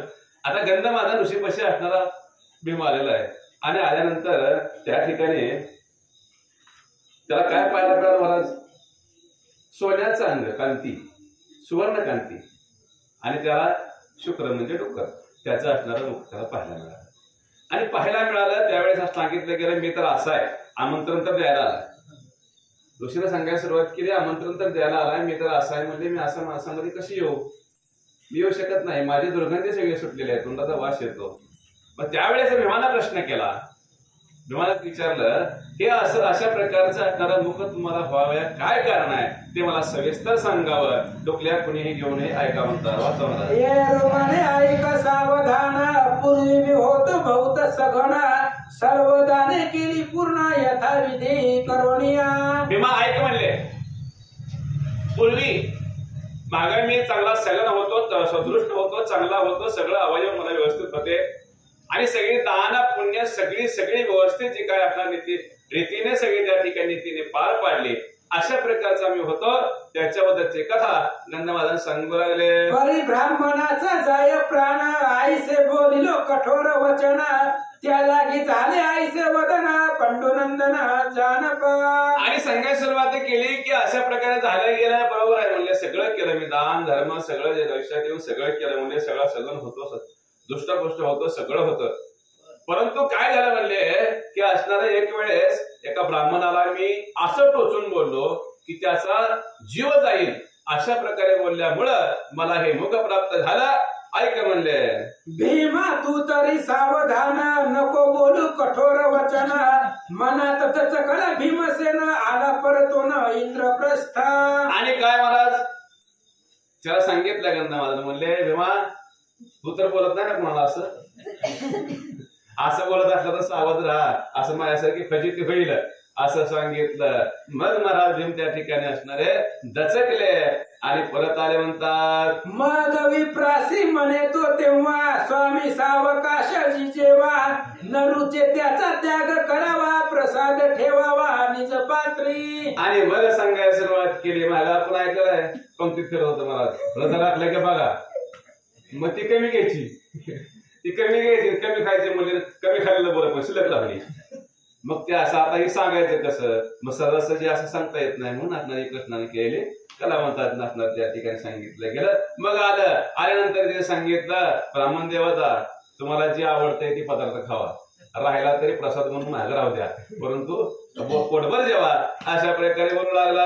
विप्रमाणाती नवल झाले, यासी हे गुण कोणी लाविले, प्रार्थना करीतो नम्र बोले, आमुचे फळले भाग्य वाटे. ब्राह्मण लोक विचार करू लागले, अरे म्हणलं आज बदल झालाय, दम द्यायचा तर म्हणले प्रार्थना करतोय, गोड बोलतोय, आम्हाला प्रार्थना करू लागले, बरं झालं म्हणले.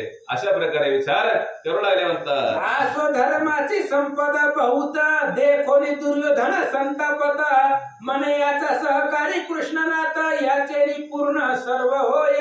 आणि अशा प्रकारचे असं म्हणले. ठीक आहे, मागची कथा संपली गेली. पुढे सांगायला सुरुवात केली. महाराज, असणारी धर्मराजाची असणारी ही संपत्ती जी आहे ते पाहून महाराज दुर्योधनाच्या पोटात दुखत होतं. त्याला वाटत होतं म्हणला ही कृष्ण जे आहे त्या कृष्णामुळे सगळं ह्यांना मिळतंय. काय करावं, लाही लाही त्याच्या अंगाची व्हायची. अशा प्रकारचे विचार सांगू लागले. श्रीकृष्णाशी म्हणे दुर्योधन तुझे पांडवावरी बहुत मना तू एवढा देव होऊन समता नसे तुझे ठाई.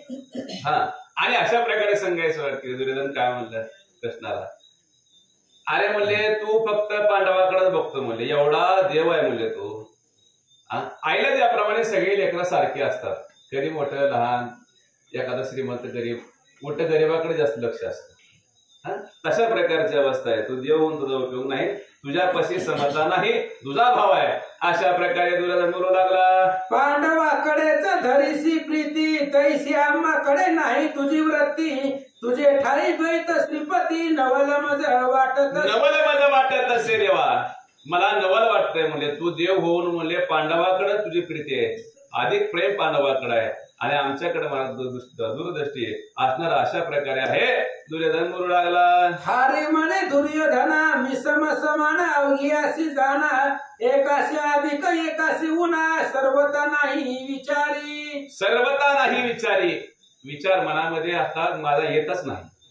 माझ्या मनामध्ये असा विचारच येत नाही. हा असणारा दुर्जन आहे, हा सज्जन आहे, त्याला चांगला करावं. येसू कधीही म्हणत नाही की असणारं त्याचं चुकलंय म्हणून त्याला पळावं आणि एखादा माझा मित्र आहे म्हणून त्याला पळवू नये.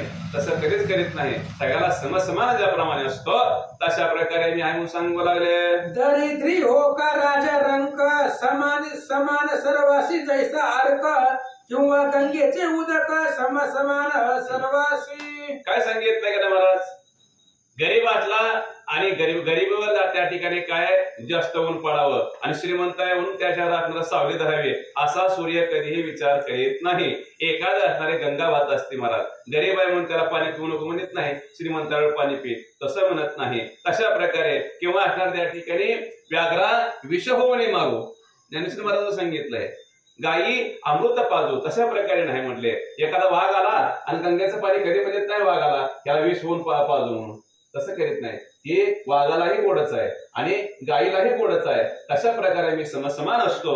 अशा प्रकारे असणारे कृष्ण भगवंत दुर्योधनाला सांगू लागले. ताई समी दुर्योधना जाना परिचय का कुटील जन ते सम विषम पूर्ण माझ्या ठाई भाविती. पाहण्याचा दृष्टिकोन बदलतो म्हणले. प्रत्येकाचा पाहण्याचा दृष्टिकोन बदलत असतो. मी तसा नाही.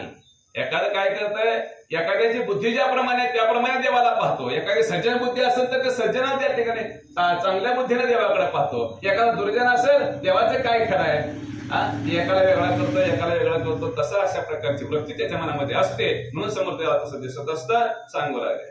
भक्त तरी ते अत्यादर त्याशी जवळ वाटे मी यादवेंद्र मी समीपा सोनी साचारा भक्त दुरी भाविती. आणि काय सांगितलं गेलं, भक्त जे असतात भक्ताला अत्यंत प्रीती मनामध्ये असते त्यामुळे देव जवळ वाटतो महाराज. आणि एखादा अभक्त असतो त्याला जवळ जरी मी असलो तरी सुद्धा काय वाटतं मी लांबच आहे. ज्ञानेश्वर महाराजांनी सांगितलं, सुंदर सांगितलंय महाराज. काय स्वर्गाची पुण्याची पावती सरे सवेची इंद्रपणाची भुकी उतरे आणि येऊ लागत की माघारे मृत्यू लोका. काय की आता ही पावती आहे पुण्याची आणि पुण्याची पावती संपली की काय होतं महाराज, पुन्हा मृत्यू लोकाला यावं लागतं. तशा प्रकारे जवळ असताना मी चिकोलीची वर एक अजून सांगितलं मला तिथं काय सांगितलं गेलं की असणारा बेडूक असतो महाराज. बेडूक कुठं असतो, जवळ असतो महाराज. कुठं, कमळाच्या जवळ असतो. पण लांबना भोंगा येतो आणि त्याचा मध सेवन करून जातो. आणि बेडकाला काय चिखलच आहे, त्या चिखलाप्रमाणे एखाद्याची अवस्था असते. तशा प्रकारे सांगू राहिले वाचा मला. पाहावया त्याची पाहावया प्रचिती दुर्योधनाशी म्हणे यदुपती एक कारण आहे निश्चिती ते तो ऐक दुर्योधना. ठीक आहे म्हणले. दुर्योधना तुला वाटतं ना मी वेगळा आहे, पांडवा वेगळा आहे, तुम्हाला वेगळा आहे, त्यांना जवळच आहे म्हणले. आता काय करू म्हणले, आपण एक पर्याय त्या ठिकाणी म्हणतो म्हणले ते करून बघू मग तुम्हाला लक्षात येईल म्हणले नेमकं काय आहे अशा प्रकारे सांगू राहिले. वाचा महाराज. ही तुके बैसले ब्राह्मण यात एक सत पात्र निवडून लवकर आणि उत्तम दान देणे असे तया ते.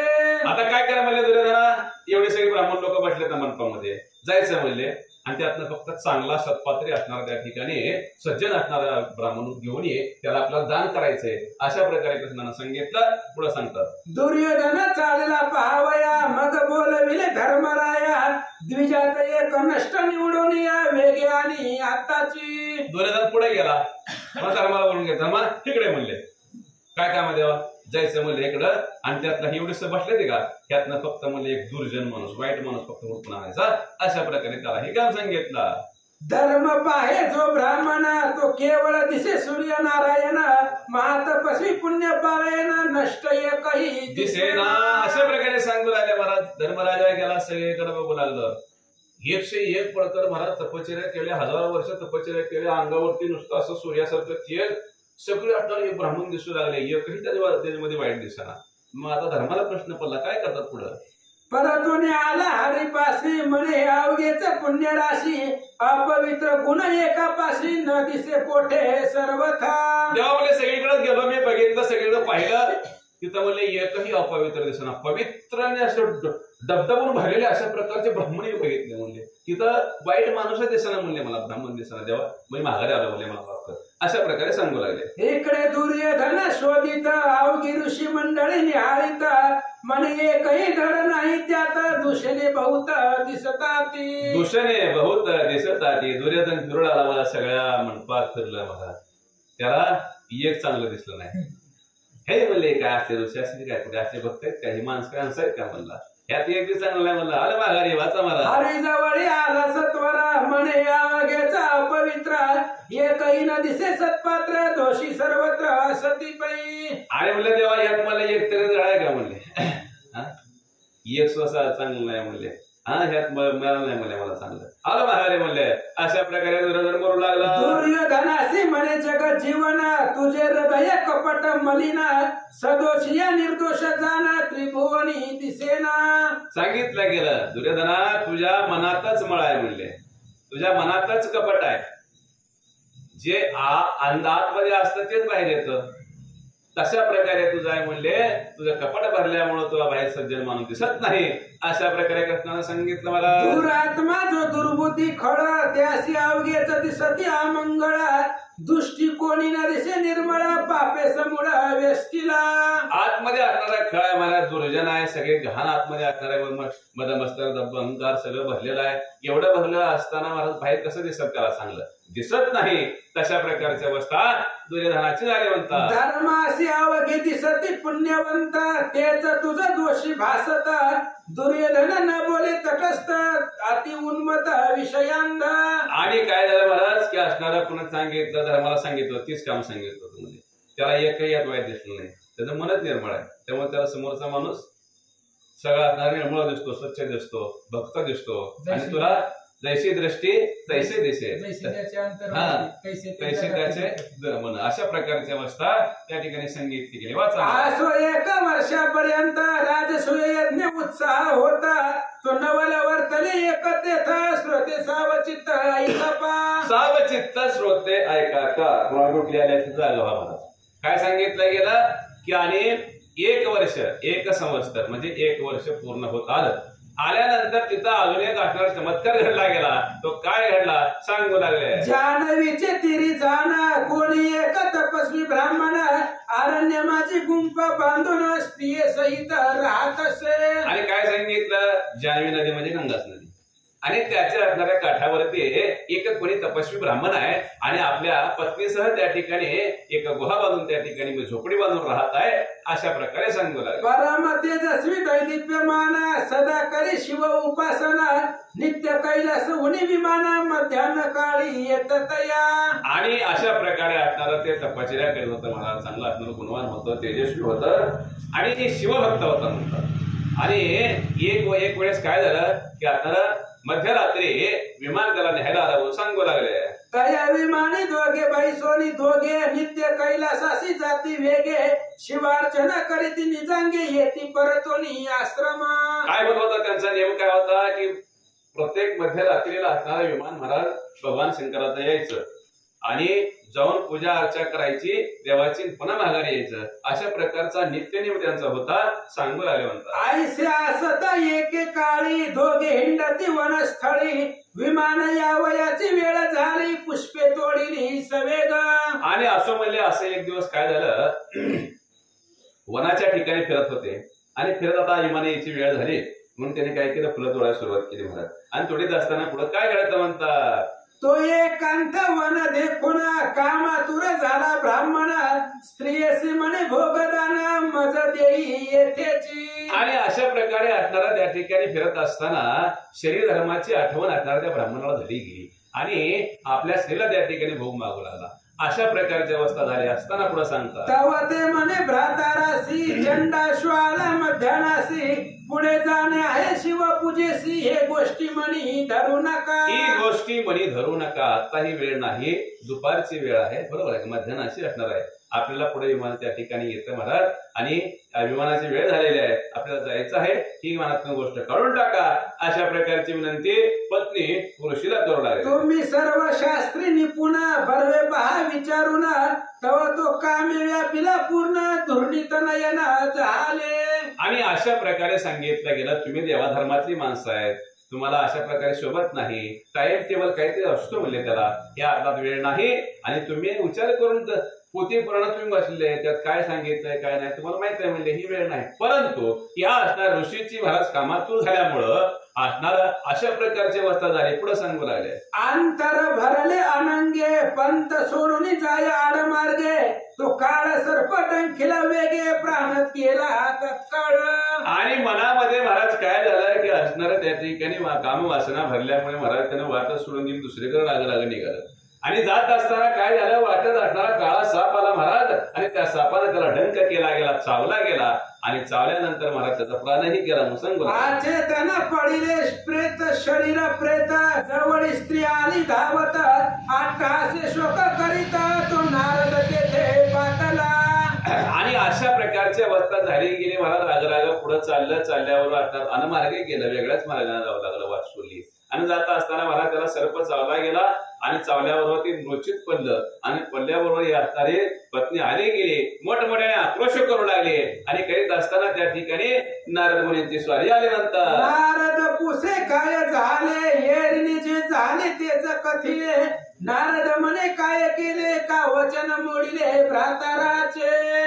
अशा प्रकारे सांगितलं गेलं. महाराज काय सांगतात नेमकं काय घडलं काय नाही मला सविस्तर सांगावं नारदाने प्रश्न असणाऱ्या त्या पत्नीला ऋषीच्या पत्नीला केला गेला. मग तिनं सांगितलं असं मला भोग मागत होता मी दिलं नाही वेळ नाही असं नाही तसं नाही सांगितलं म्हणून असणार हे घडलं गेलं. अरे रे रे म्हणजे नारद मुनी काय म्हणले तू असं का केलं तुझ्या असणाऱ्या पतीचं वचन का मोडलं गेलं असं नारद मुनी बोलू लागले म्हणतात. तेव्हा ती म्हणे नारद मुनी काही उपाय सांगा एक क्षणी येरू म्हणे शक्र प्रस्थासी घेऊन प्रेत जाई सवेग.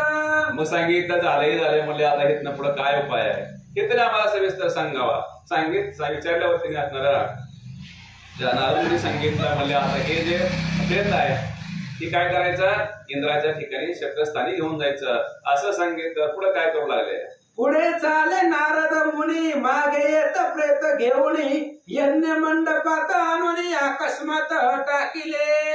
शक्रप्रस्थ म्हणजे मला वाटतं धर्माच्या जिथं यज्ञ चालू आहे त्या ठिकाणी असणारे हे महाराज प्रेत घेऊन आले म्हणतात आणि आल्याबरोबर जिथं यज्ञ चालू आहे तिथं असणारे एक प्रेत मध्येच टाकलं थाळतीनं टाकलं. अशा प्रकारची अवस्था सांगू लागले. यज्ञपाशी टाकिले प्रेत तेथे मिळाले श्रेष्ठ समस्त मनती पहिलं ते इंद्रप्रस्थ उचली कुणप वेगेसी. आणि सांगितलं महाराज काय सांगितलं ते आलं आणि तिथं टाकलं महाराज यज्ञापाशी आणि यज्ञापाशी टाकल्या बरोबर असणारा इथं धर्म कार्य चालू आहे म्हणले ही काय म्हणजे आणून टाकले असं सांगितलं. पलीकडे म्हणले इंद्रप्रस्थ आहे तिथं असणार त्या ठिकाणी घेऊन जावा असं सांगू लागले. मने सर्पदंश झाला भ्रातारासी कोणी सत्वर उठवा यासी तरीच मख सुफळ पुण्य राशी देखोनी युधिष्ठिर घाबरला. देखोनी युधिष्ठिर घाबरला महाराज यज्ञाच्या मंडपामध्ये आणून हे प्रेत टाकलं आणि टाकल्याबरोबर त्या पत्नीनं त्या स्त्रीनं सांगितलं की कोणी असणारा पुण्यवान असणारा मनुष्य या ठिकाणी असेल, त्याच्या असणाऱ्या सामर्थ्याने असणारा एक उठणार आहे म्हणले ऋषी, याला साप चाललेला आहे असं सांगितलं गेलं. आणि जर खरोखर असणाऱ्या कष्टानं भक्तिभावानं जर असणारा हा हे केलेला असेल, यज्ञ केलेला असेल, तर म्हणले त्याच्या पुण्यानं असणारा हे प्रेत उठल म्हणले असं सांगितलं. असं सांगितल्याबरोबर महाराज असणाऱ्या युधिष्ठिरला धर्मराजाला मनामध्ये दचकला म्हणतात, मने यज्ञासी विघ्न ओढवले, जैसे दुग्धा माझी सैंधव पडले, सुहाकार खोळंबले, हस्ता खंडिले ब्राह्मणांनी. स्वहस्त आकडेले ब्राह्मणाने. महाराज स्वहा चालू होतं, प्रत्येकाचं आपलं असणारं धनधान्य टाकायला, तूप टाकायला चालू होतं स्वहा. आता म्हणले असणाऱ्या यज्ञामध्ये असणारं काय झालं गेलं, विघ्न आलं म्हणले. जसं एखाद्या असणार दुधामध्ये मिठाचा खडा पडावा तशा प्रकारची अवस्था झाली म्हणतात. धर्मराजा झाला दीनवदना, समस्त विनवी कर जोडून, कोणी तपस्तीज वेचून, शीघ्र उठवा कुणपहे. आणि सांगितलं गेलं म्हटलं आता धर्मराजा दुःखित झाला महाराज. आणि त्याने सगळ्याला हात जोडले गेले. म्हणजे याच्यामध्ये असणारं कुणी आपलं पुण्य वेचून म्हणजे पुण्य आपलं त्या ठिकाणी अर्पण करून हे प्रेत कुणी उठवील अशा प्रकारची कुणीतरी उठवा अशी विनंती ऋषी लोकांना करू लागला. तटस्थ पाहते सभाजन, कोणी न बोलती वचन, धर्मराज उदके भरोनी नयन, जगद्वंद्याकडे पाहे. आणि मग महाराज त्याने सगळ्याला विनंती केली. कुणी सुद्धा गपची बसली महाराज जागवून, कुणी सुद्धा हल्ली नाही, मांडी सुद्धा महाराज कधी तिकडी केली नाही आणि कुणी टुकल्या सुद्धा घेतलं नाही त्या. आणि अशा प्रकारची अवस्था सांगितली गेली. आणि पुढं सगळं झालं महाराज, दुःखी झालं, हृदय भरून आलं महाराज, कंठ सदगतीत झाला गेला, डोळ्यानं असणाऱ्या या ठिकाणी असणारे पाण्याने डोळे भरले गेले. आणि तशा अवस्थेमध्ये कृष्ण भगवंताकडे आलं म्हणतात, म्हणे काय वार्या भक्त वत्सला, शेवटी हा अनर्थ ओढवला, जैसा विदेशाहून गावा आला, वेशीत नागविला तस्करी. आणि तशा प्रकारची अवस्था झाली महाराज. सांगू लागला देवा देवा म्हणले हे आपलं आता कळलं आलंय म्हणले, वर्ष पूर्ण होत आले आणि अचानक विघ्न हे आलेलं आहे. जसा एखादा बाहेरवाईक गेलेला मनुष्य असावा आणि महाराज तिथं येशीपाशीच आल्यानंतर चोरट्याने त्याला महाराज नागवून करावे, त्याला जीवाला हाणावा, तशा प्रकारची अवस्था या ठिकाणी झाली म्हणतात. हाताशी जो लागावे निधाना, तो तेथे व्यवसी पडे येऊन, माय बापा तू जगत जीवन, तुझा यज्ञ तू संभाळी. तुझा यज्ञ तूची संभाळी. हे मदती स्तव झाले परी मीची नाही केले, ऐसे जेणे जाणे तले तोची सुटला गा. एकच वय म्हणायचं. या असणाऱ्या श्लोकाला फक्त एकच वय दिली, दुसरा विचारच नाही. अशा प्रकारची अवस्था सांगितली. हे माझ्यापासून झालंय परी मी केलं नाही, हे भगवंतानी केलं अशी वृत्ती निर्माण मनुष्याची झाली की त्या संसार सागरातून सुटला म्हणायचं. काय सांगितलं गेलं की असणारा धन, एखादं धन आता मिळणार आहे, आपल्या हाताला लागणार आहे. आणि तेवढ्यामध्ये काय झालं गेलं की असणाऱ्या व्यवस्थित मध्ये आळवी पडली. तशा प्रकारचं तेव्हा असणारा हे विघ्न इथं आलेलं आहे. आणि ह्या तुझा असणारा हा तुझाच यज्ञ आहे, माझा नसून तुझा यज्ञ आहे. आणि तुझा यज्ञ तू कसा असणार त्या ठिकाणी पूर्णत्वाला न्यायचा असा तू विचार करावा म्हणतात. ऐकोनी धर्माचे करुणा वचन, घाईवरले भक्तजन, शिशुपाळादी कौरव दुर्जन, हर्षपूर्ण मानिती. आणि महाराज अशा प्रकारचं असणार करुणा वचन, विनंतीचं असणारं बोलणं ऐकून महाराज असणाऱ्या कृष्णाला हळहळ वाटली गेली, भक्तगणाची हळहळ वाटली गेली. परंतु शिशुपालादी दुर्योधन जी लोक होते त्यांना महाराज वाकून बघायला लागली.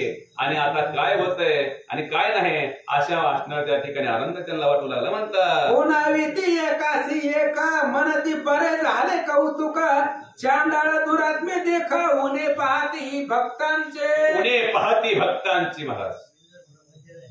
आणि अशा प्रकारची अवस्था सांगितली गेली. काय वाईट लोक जे असतात ही किती वाईट बाबा चालतंय, पण त्यानं महाराज नुसते तंबाखू जरी खाल्ली तरी काय म्हणतात, असं करावं का, ही भक्त आहे की असंच असतं का म्हणले. पुढे असं सांगते ती का वाईट बघायचं, थोडस त्याला इकडं प्रभाव टाकायची गरज नाही. अशा प्रकारची अवस्था हे चंदाळ्यात एखादी असणारे तसे करू लागले म्हणतात. परिधर्माचा पाठीला का थोर, वैकुंठपुरीचा सुकुमार, तो उने पडोने दी अनुमात्र, कमल नेत्र कमलापती. कमलापती कमला नेत्र अशा प्रकारचा असणारा भगवंत महाराज भक्ताला कधीही उन्हा पडू देत नाही. भक्ताला के पायापाशी दुर्जनाशी सहारी. अशा प्रकारची अवस्था या ठिकाणी सांगितली गेली. कधीही भक्ताला कमी पडू देत नाही. फक्त भक्ताचा त्याच्यावरती विश्वास परिपूर्ण असावा लागतो. तशा प्रकारे सांगितलं गेलं. ज्या वेळेस पूर्णत्व सगळं देवाला सर्वस्व व्हायला जातं त्यावेळेस देव धावून येतो महाराज. अशा प्रकारची अवस्था सांगू लागल्या. मेघ गंभीर गिरा गर्जना बोले रुक्मिणी प्राण जीवना मनमत जनक जनार्दन पांडव जन रक्षक. पांडव जन रक्षक मनमत असणारा त्या ठिकाणी त्याचा असणारा कोण आहे? जनक आहे म्हणजे वडील आहे मनमताचा. अशा प्रकारचा असणारा भगवंत गिरा गर्जुन मोठ्याने त्या ठिकाणी बोलवला. काय बोलतात वाचा बरं. मने वेचावे काही निज तप तरीच उठेल हे कुणप यावर विरंचीचा बाप काय करिता झाला. विचार केला मनामध्ये कृष्ण भगवंताने म्हणले आता काहीतरी पुण्य आपल्याला येतं द्यावं लागणार आहे. त्याशिवाय असणार हे कुणप म्हणजे प्रेत उठणार नाही. अशा प्रकारचा विचार मनामध्ये कृष्णाने केला. आता काय करतो ऐका म्हणतात. पीत वसन श्रीकर धरा सुरंग रुळे उत्तरीय वस्त्र मंद हास्य राजीव नेत्र प्रेताजवळ ही पातला. मंद हास्य अशा प्रकारचा असणार त्या ठिकाणी भगवंत महाराज सुहास्य वदन आहे. कधीही त्या चेहऱ्यावरती नाराजगी नसती. सारखा चेहरा असणार त्या ठिकाणी खुलून दिसणारा भगवंताचा असतो. स्मित हास्य केलं गेलं आणि त्या प्रेतापाशी आले म्हणतात. हाती घेतली रत्न जरीत झारी सव्य करी होती पुण्यवारी कृष्ण दोषीची पापकारी हसू लागले गदगदा. आता महाराज काय केलं तर भगवंत असणार त्या प्रेतापाशी आले. आल्याबरोबर हातामध्ये झारी घेतली. पाण्याची झारी म्हणजे केटली म्हणायची थोडक्यात.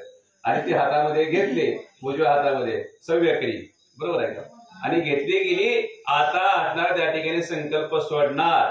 एवढ्यामध्ये बाकीच्याचा विचार मांडला गेला महाराज. शिशुपालादी कौरव दुर्जना मनती हा काय आचरला पुण्य कोणते तप केले निर्वाण जन्मधारव्य आजीवारी. आणि काय सांगितलं गेलं पुन्हा असणारा विचार आता हातामध्ये पाणी सोडणार आहे. संकल्प सोडणार आहे. एवढ्यामध्ये बाकीच्याचा विचार सांगितला. दुर्योधना शिशुपाळादी आहे. आणि हिने काय विचार करायला आले म्हणले ही आलंय पुण्य द्यायला.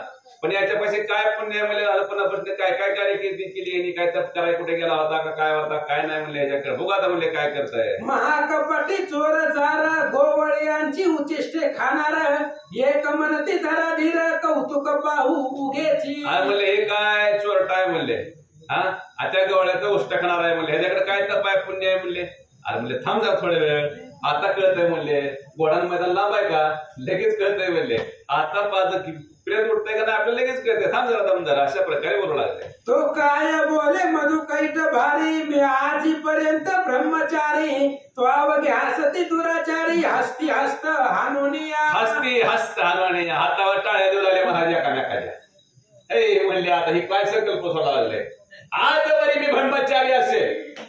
मी जर ब्रह्मचारी आजपर्यंत ब्रह्मचारी असेल पुढे सांगतात महाराज. ब्रह्मचार्य संकल्प करून ब्राह्मणाची मुखी जीवन कृष्ण घालिताची खडबडून उठिला विप्र ते काळी.